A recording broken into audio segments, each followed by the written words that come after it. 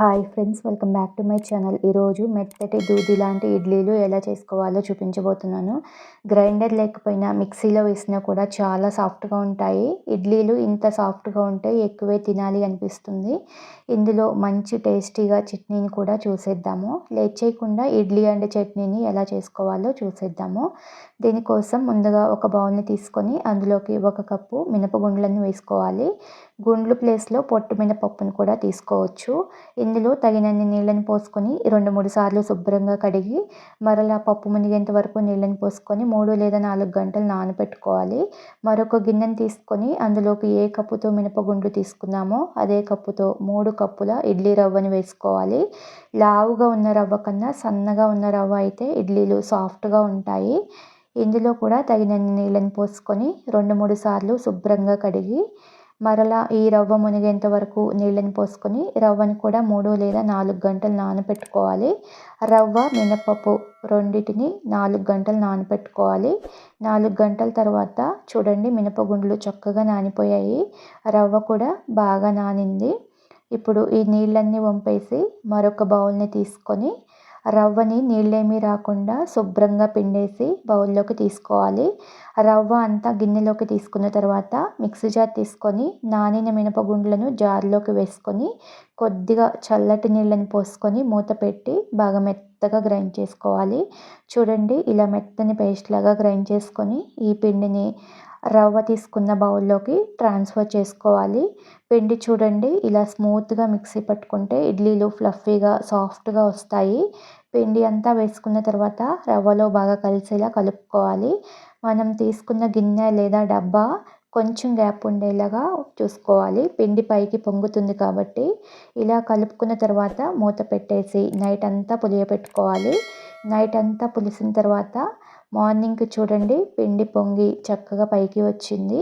ఇప్పుడు ఈ పిండిని ఒకసారి అంతా కలిసేలాగా కలుపుకొని మనకి ఎంత అయితే పిండి కావాలో అంత పిండిని ఒక బౌల్లోకి తీసుకోవాలి. మిగిలిన పిండిని ఫ్రిడ్జ్లో పెట్టి తర్వాత వాడుకోవచ్చు. ఇందులో రుచికి సరిపడా ఉప్పు, కొద్దిగా నీళ్ళని పోసుకొని అంతా కలిసేలా కలుపుకోవాలి. నీళ్లు మరీ ఎక్కువగా వేసుకోవద్దండి. పిండి మరీ గట్టిగా ఉండకూడదు, మరీ పలుచగా ఉండకూడదు. పలుచగా అయితే ఇడ్లీలు పైన వాటర్ లాగా వస్తుంది. గట్టిగా కలిపితే ఇడ్లీలు గట్టిగా వస్తాయి. ఇలా మీడియంగా కలుపుకొని ఇడ్లీలు వేసుకోవడానికి ఇడ్లీ ప్లేట్స్ని తీసుకొని కొంచెం నెయ్యి లేదా నూనెని అప్లై చేసుకోవాలి. లేదా నీళ్ళతో తడిపి తీసుకోవచ్చు. ఇడ్లీలు ఈజీగా వచ్చేస్తాయి. కలిపి పెట్టుకున్న పిండిని, ఇడ్లీ పిండిని గుంటల్లోకి మరీ నిండుగా వేసుకోకుండా కొంచెం గ్యాప్ ఉండేలాగా వేసుకోవాలి. ఇడ్లీలు ఉడికేసరికి ఇంకొంచెం పొంగుతాయి. ఇలానే అన్ని ప్లేట్స్ని పిండి వేసుకొని స్టాండ్లో వీడియోలో చూపిస్తున్నట్లుగా హోల్స్ పైన ఇడ్లీ వచ్చేటట్లుగా పెట్టుకోవాలి. ఈ స్టాండ్ని స్టవ్ మీద బాగా మరుగుతున్న ఇడ్లీ గిన్నెలో పెట్టేసి పైన మూతను పెట్టేసి మీడియం ఫ్లేమ్లో ఒక 10 to 15 మినిట్స్ ఉడికించుకోవాలి. ఈ ఇడ్లీ ఉడికే లోపల ఇందులోకి కావాల్సిన చట్నీని చూసేద్దాము. స్టవ్ మీద ప్యాన్ని పెట్టుకొని 1 టేబుల్ స్పూన్ ఆయిల్ వేసుకోవాలి. ఆయిల్ వేడైన తర్వాత 1 స్పూన్ పచ్చిశనగపప్పు, 1 స్పూన్ మినప్పప్పు, 1 స్పూన్ జీలకర్ర వేసుకొని లో ఫ్లేమ్లో దోరగా ఫ్రై చేసుకోవాలి. పప్పులు మాడిపోకుండా కలుపుతూ ఉండాలి. ఇవి ఇలా సగం వరకు వేగిన తర్వాత కారాన్ని తగినట్లుగా 6 లేదా 7 ఎండుమిర్చిని వేసుకోవాలి. 5-6 వెల్లుల్లి రెబ్బలు కూడా వేసుకొని వీటిని కూడా లో ఫ్లేమ్లో 1-2 నిమిషాలు ఫ్రై చేసుకోవాలి. ఇలా కలుపుతూ ఎండుమిర్చి కూడా బాగా ఫ్రై అయిన తర్వాత ఒక మీడియం సైజు ఉల్లిపాయని ఇలా కట్ చేసుకొని వేసుకోవాలి.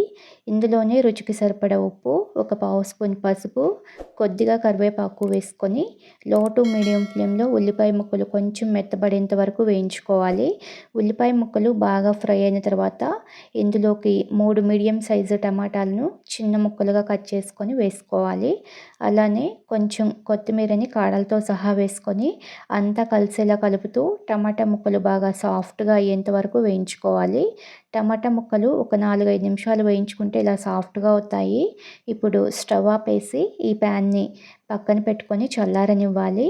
కంప్లీట్గా చల్లారిన తర్వాత ఈ టమాటా ముక్కలను జార్లోకి వేసుకొని మూత పెట్టి బాగా మెత్తగా గ్రైండ్ చేసుకోవాలి. అవసరమైతే కొంచెం నీళ్ళని వేసుకొని గ్రైండ్ చేసుకోవచ్చు. నేనైతే వేసుకోలేదు. పోపు కోసం కడాయిలో 1 టేబుల్ స్పూన్ ఆయిల్ వేసుకొని వేడైన తర్వాత హాఫ్ టీ స్పూన్ చొప్పున ఆవాలు, జీలకర్ర, ఒక ఎండుమిర్చిని తుంచుకొని వేసుకోవాలి. అలానే కొంచెం కరివేపాకు, ఒక్క చిటికెడు ఇంగువ. ఇంగువ ఇష్టం లేకపోతే వేసుకోకపోయినా పర్వాలేదండి. పోపుని లో ఫ్లేమ్‌లో కలుపుతూ బాగా ఫ్రై అయిన తర్వాత చట్నీలోకి వేసుకొని కలుపుకుంటే మనకి ఇడ్లీలోకి చట్నీ రెడీ అయిపోతుందండి. కావాలంటే ఈ చట్నీని కొద్దిగా నీళ్ళని వేసుకొని పల్చగా చేసుకోవచ్చు. ఎప్పుడూ పల్లీ చట్నీనే కాకుండా ఇలా టమాటా చట్నీతో ఒకసారి ట్రై చేయండి, చాలా బాగుంటుంది. ఈ చట్నీ గిన్నెని పక్కన పెట్టేసి ఇడ్లీ ఉడికాయో లేదో చూద్దాము. మూత తీసి ఒకసారి చేతితో ఇలా అంటే పిండి చేతికి ఏమీ అంటుకోకుండా ఉంటే ఇడ్లీ ఉడికినట్లేనండి. మూత పెట్టేసి స్టవ్ ఆపి ఒక 5 మినిట్స్ అలా వదిలేయాలి.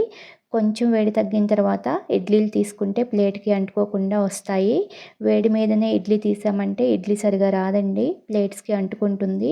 చూడండి, ప్లేట్‌కి అంటుకోకుండా నీట్‌గా వచ్చింది. ఈ సాఫ్ట్ అండ్ ఫ్లఫీ ఇడ్లీలను టమాటా చట్నీతో తింటే చాలా రుచిగా ఉంటాయి. లేదా పల్లీ చట్నీతో కానీ, కారంతో కానీ, సాంబార్తో తిన్నా కూడా చాలా బాగుంటాయి. ఇడ్లీ చూడండి సాఫ్ట్‌గా చాలా బాగా వచ్చిందండి. ఈ soft and tasty idli and చట్నీని మీరు కూడా చేసుకొని ఎలా వచ్చిందో కామెంట్ చేయండి. వీడియో నచ్చితే లైక్ చేయండి. మీ ఫ్రెండ్స్‌కి, రిలేటివ్స్‌కి షేర్ చేయండి. మన ఛానల్‌ని సబ్స్క్రైబ్ చేసుకోండి. Thank you for watching this video.